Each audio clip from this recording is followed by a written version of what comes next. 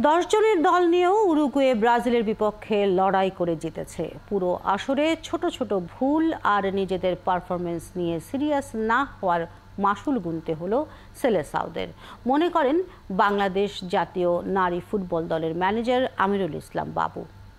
Copa নিয়ে সাফ জয়ী ম্যানেজারের কথা শুনেছেন অর্ণব বাপি। উরুগুয়ের সাথে ব্রাজিলের হারটা মেনে নেওয়ার মতো কিনা? দেখেন, উরুগুয়ে কিন্তু তাদের যোগ্যতা প্রমাণ করেছে।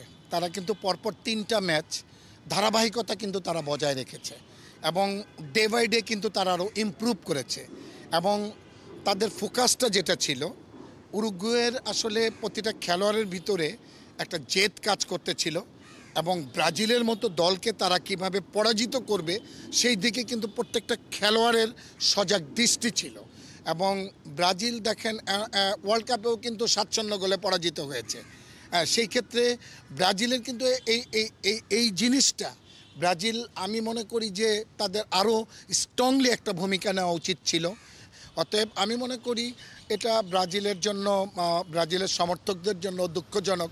তারা অনেক কষ্ট পেয়েছে, কারণ আপনি জানেন যে সারা পৃথিবীতে আর্জেন্টিনা এবং ব্রাজিলেরই সমর্থক এবং সবাই কিন্তু আশা করেছিল ফাইনাল ম্যাচটা আর্জেন্টিনা এবং ব্রাজিল হোক এবং সবার দৃষ্টিটা কিন্তু ওই দিকে ছিল এবং দুই দিকের দর্শক ছিল, উপভোগ করতো খেলা, এনজয় করতো খেলা, কিন্তু সেটা আর হলো না।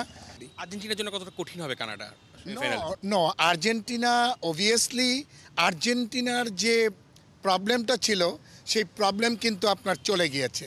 এমি মার্টিনেজ যে গোলকিপার, সে যে তার দক্ষতা, তার কোয়ালিটি এবং সে যে এখন বিশ্বের একটা সেরা গোলকিপার, সেটা কিন্তু সে প্রমাণ করতে সক্ষম হয়েছে। আর্জেন্টিনা অবভিয়াসলি ফাইনাল খেলবে, কারণ আপনারা জানেন যে কানাডা হয়তো আসছে, কানাডা অবশ্যই তাদের যোগ্যতা দিয়ে হয়তো সেমিফাইনালে আসছে, কিন্তু আর্জেন্টিনার জন্য সেমিফাইনালটা আমি মনে করি অনেক ইজি হবে।